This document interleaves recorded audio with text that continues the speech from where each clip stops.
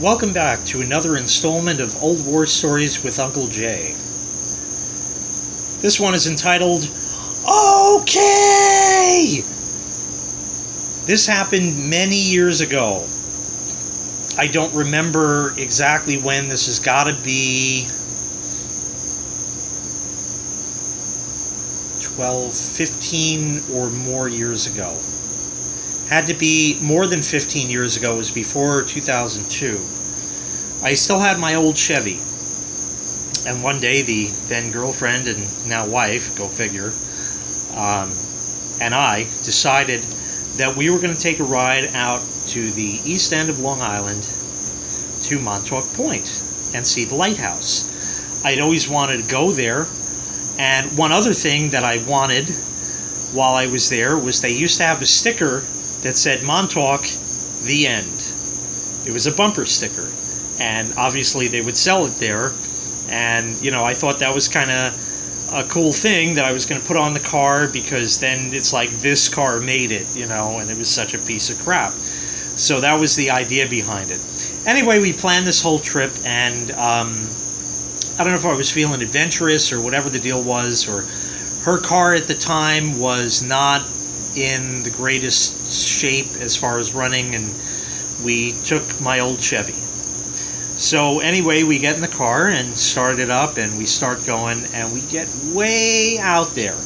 I don't remember how far or where, but it was a hot day. It was the summer, no air conditioning. It was hot, and it was getting pretty grueling as we were getting out there. There was traffic, because in the summer, people go out to the Hamptons on the East End, and that creates all sorts of bottlenecks and traffic. I remember we stopped for lunch at some pizza place that we just found on the side of the road there, and said, oh, we need something to eat, so that's fine. We went in, we got a couple of slices of pizza, and I remember it was terrible. The pizza just didn't taste good. It was just awful. Didn't sit right with me, just whatever. Anyway, it was at least a stop, and we did that, got back in the car, and as soon as I got back in the car, we start driving. I get a couple of blocks, and I'm getting lump. I said, oh, shit. Flat tire. So I get out of the car, I look, and the tire's certainly low. It's not completely flat, but it's getting pretty close. I don't see a nail or a screw or a piece of glass or anything like that. I said, I can't believe this. What am I going to do? And that car only had a donut, okay? And that had been in the trunk, which I guess had leaked water over the years or whatever, and it was all rusty. And the car only had a bumper jack, and the bumper was half rusted off, so as soon as you go to jack it up, you know, the whole bumper's going to fall off the car. I was like, what am I going to do? What am I going to do? And I had all kinds of junk in the trunk, as they say. You know, there really was a lot of junk in there, and I'd have to clean out the whole trunk just to get to that tire, which probably doesn't have any air in it.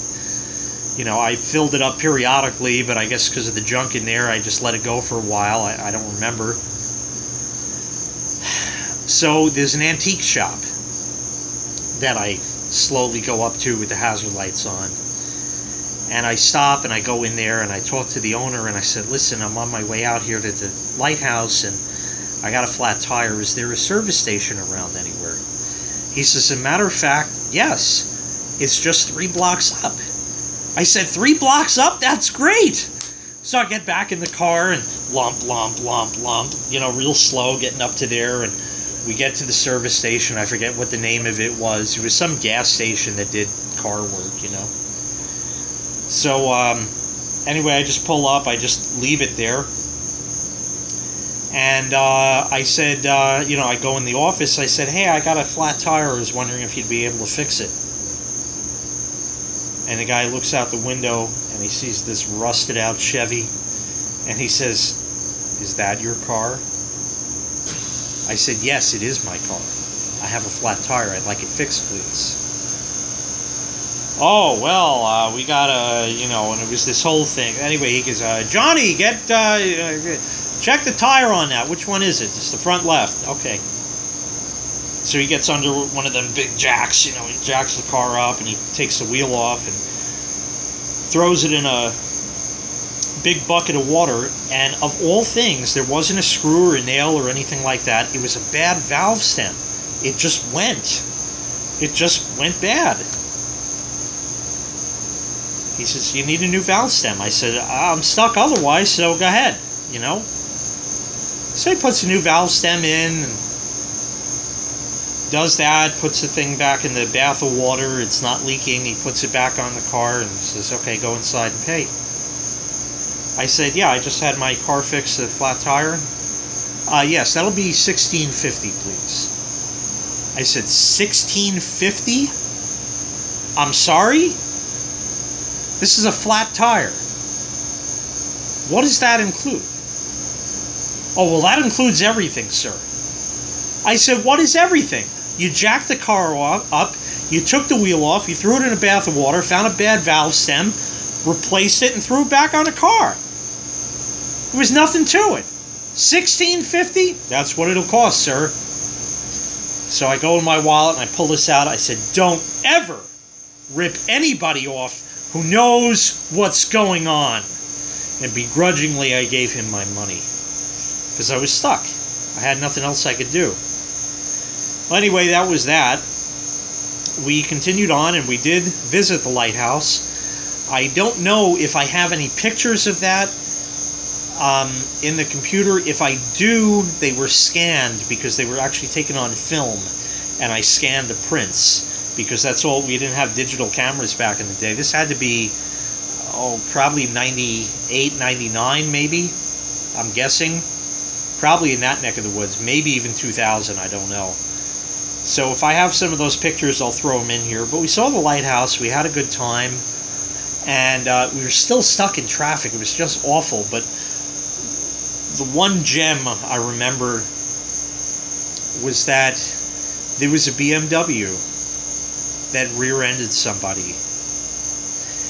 And I don't know what kind of BMW it was. It was rather new. It was blue. And they made the front of the car really short. So, like, here's the front of the wheel, and here's the front of the car. There was literally, like, that much room. So it was all just crunched on the tire. And just couldn't even drive it. And there was stuff leaking out of it. It looked like it was bleeding. It was like red, and it was, oh God, I don't even know. And I was like, ha ha ha ha ha. So that was fun. And the car took us there and took us back. I did have to get gas on the way back, because I guess I started off with maybe half a tank or so. And the car got unprecedented mileage, even sitting in traffic.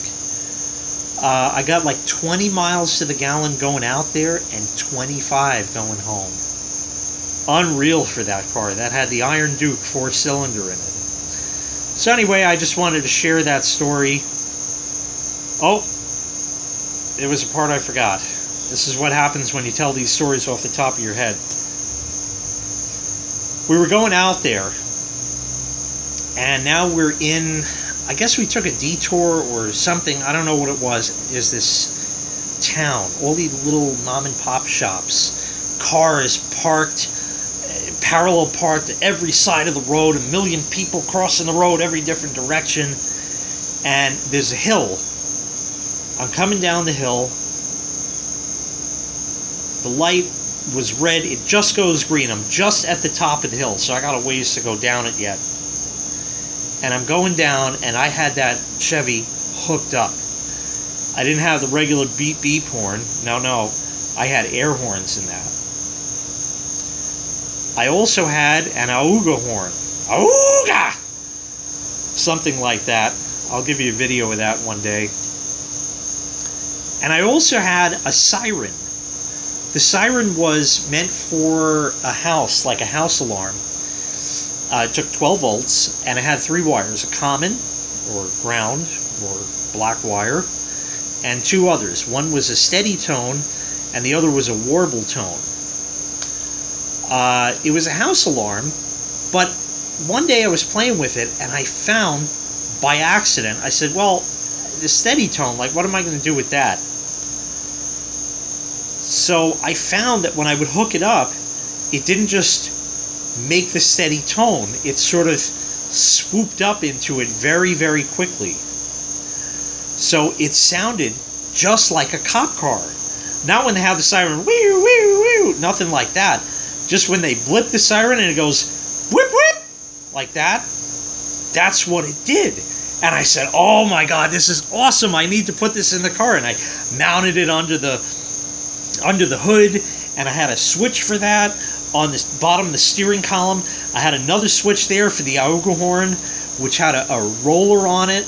It was a little micro switch with a little arm that came out with a roller, so you could kind of just roll past and just go whip, whip, like that. It was awesome. And the ah-ooh-gah horn and the air horn. So coming down this hill, the light just turns green as I get to the top of the hill, and here's a lady this way, and she is gonna go across. I don't know if she wasn't paying attention or what the deal was. I'm going slow. I'm going 25 or so, maybe 30 at the most, because it's a town with all the people in the cars and all that, like I was saying. And this lady is not gonna stop, and she is pulling right out. So I leaned on the air horns. Those took about a half second to get the compressor running and start pumping air. So I lean on that, and then it goes,